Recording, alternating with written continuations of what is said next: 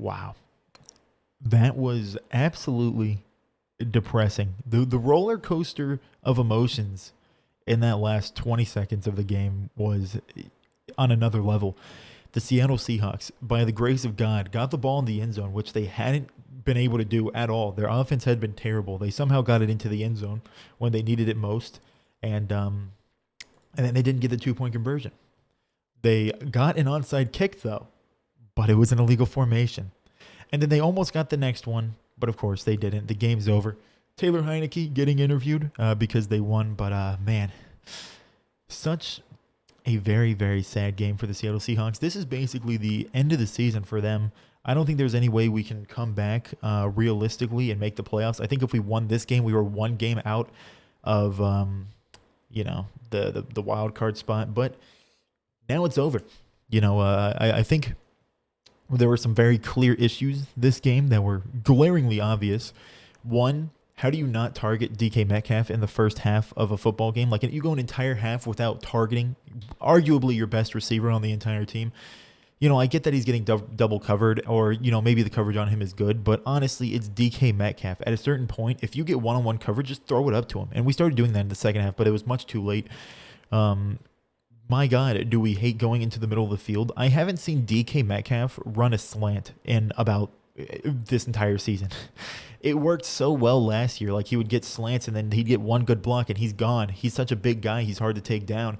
But we just don't see that happening. The Seahawks just don't enjoy using the middle of the field. Maybe sometimes with their tight ends, they'll do the little curl routes in the middle and get 4 yards. But they don't. I don't think I've seen the Seattle Seahawks run a slant and throw it to the slant at all this entire season. If there have been, I don't remember it. But at least not within the last 2 or 3 games. I don't remember seeing this whatsoever. Second, Russell Wilson, it's very clear that there are issues still lingering with his finger. I mean, he's missing a lot of throws that you don't expect a guy like Russell Wilson to miss, but there's also a lot of other issues. Russell Wilson is missing open throws. On the 2-point conversion, DK was open. He was going to the right corner, the right back corner of the end zone. He would have had that. I can guarantee that if that ball was thrown correctly, DK Metcalf's making that catch. He did it against the Vikings last year. He made those clutch catches. He makes clutch catches. When he needs to catch, he's got some sticky hands. But when he doesn't, he's got some butterfingers. I'm not going to lie. But I believe DK Metcalf would have made that catch. It didn't go there. And, in the second half, we had Russell Wilson trying to, feed the ball to DK Metcalf because he didn't get him the ball at all in the first half. And he missed Freddie Swain on a wide open, 20-something yard pass right in the middle of the field. Like, the Seattle Seahawks, we don't like to use the middle of the field, and it's very obnoxious because you'll see so much success from other teams using the middle of the field, the slants working so well, or just like medium routes in the middle of the field work so well. But really, it's like the Seattle Seahawks, if we go past the 5-yard line, it's only on the sidelines. That's the only place we're throwing it. It's so weird. But I mean, that's it for the season. I can guarantee you we're not going to make the playoffs. Maybe we'll win a couple more games and have a little bit of happiness. But honestly, I think this is a good thing.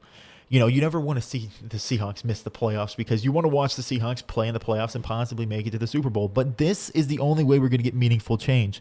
Pete Carroll, if we would have somehow dragged our way into the playoffs, like a dead body just somehow dragging his way, crawling into the playoffs, Pete Carroll probably would have been like, look, guys, we made the playoffs. Good for us. We came through so much adversity. Like, no, we've played absolutely horrible, and we're facing the repercussions of how bad we've been playing. Pete Carroll does not like to use anything interesting, I guess you could say. He's just stuck in this old school state of mind, and it's very clear. On defense, you have the bend but don't break, give up 45 minutes of time of possession to our 15 minutes of time of possession. Like, wow, that's so fantastic to watch. I love watching the Seahawks play defense and get walked over for 45 minutes and then, have 2 good offensive drives a game because the offense has no, they're just constantly sitting on the bench and losing any momentum they could have possibly had. Pete Carroll refuses to go for it on 4th downs. 4th and 1, a big momentum, time of the game. He could have got a first down, boom, bang, pow. We could have maybe put up a drive, or maybe if we got that 4th down, we could have done something before halftime. And their kicker was injured, so what's the harm in going for it on 4th down? You don't think that your defense can stop a team from getting 40 yards in a matter of 30 seconds? Like, I don't know. There's a lot of very questionable things that Pete Carroll does, and it really just continues to add up about, Pete Carroll, he plays like an old man, or he calls plays like an old man. He's so scared to do anything risky whatsoever. He doesn't want to adopt things that are working in the NFL right now. He wants to try to be that guy that's wrong, but he wants to be right. He's constantly wrong over and over and over again, trying to prove that he's right, and he's not. And it's getting more and more obvious that what Pete Carroll's doing isn't working. And it really sucks because Shane Waldron, I don't know if you can really blame it on him. You saw with the Rams what he was doing and how dynamic the play calling was. And now he comes over to Pete Carroll's system, and it seems like he's just becoming a yes man to Pete Carroll because, I don't know, that just seems like what the whole thing with Pete Carroll is you bring people in, Pete Carroll tells you what to do, and okay, maybe you'll have one or two decisions here or there. But Pete Carroll basically runs everything, and it's really sad to see.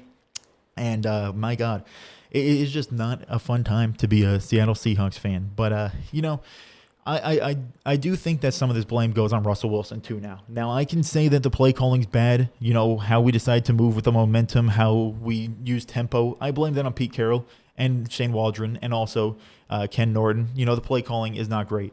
But Russell Wilson, he had some bad plays. Missed a lot of guys. It's not like he's being told to throw to a certain person. He can pick whatever read he wants, and he was just missing guys. And it's unfortunate, but that's the truth. The run game wasn't going well for us, really. We don't really use the run game enough anymore. Like, I hated running, run, pass. But my God, do I hate running pass, run, pass even more because you pass, you don't get yards. So you're like, oh, man, second and long, let's run and get nothing. So that third down is going to be long as well. Like, what's the point in doing that? Either run on first down or throw on first and second and hope to get some actual good yardage. But I don't know. The entire philosophy of the way the Seahawks play is just so out of whack, and it just doesn't work. There's not much more to it. Those second and long runs, the fact that we absolutely hate to use slants or anything over the middle, it's just very weird to me. And defensively, I mean, you can't really say too much about that. It was just a matter of the defense. They played well until you could very clearly tell they were tired. Time of possession is huge. Bending, the whole bend but don't break mentality is cool until the defense has been on the field 40 minutes, and by that point, they're just getting walked over because they are dead tired and they can't do anything. It's just how the Seahawks have played this entire season, the entire last season. Time of possession, I don't think we've won a single game in time of possession yet. But I don't know. There's a lot of problems with the Seahawks, and I would like to go more in detail in a later video. But, the Seahawks lost. This is probably the end of the season for them.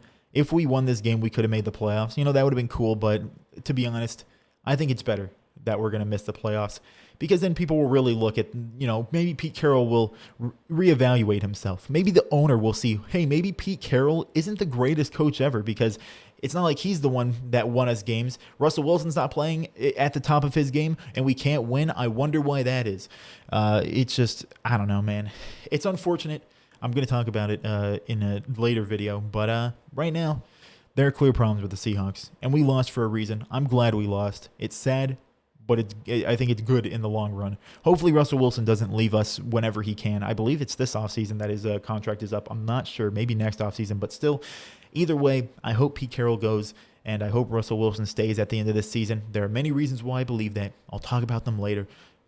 But let me know down below in the comments what you thought about this game. Boy, oh boy, was it depressing. But I don't know, man. Hopefully, something changes. Thank you for watching. Have a great day.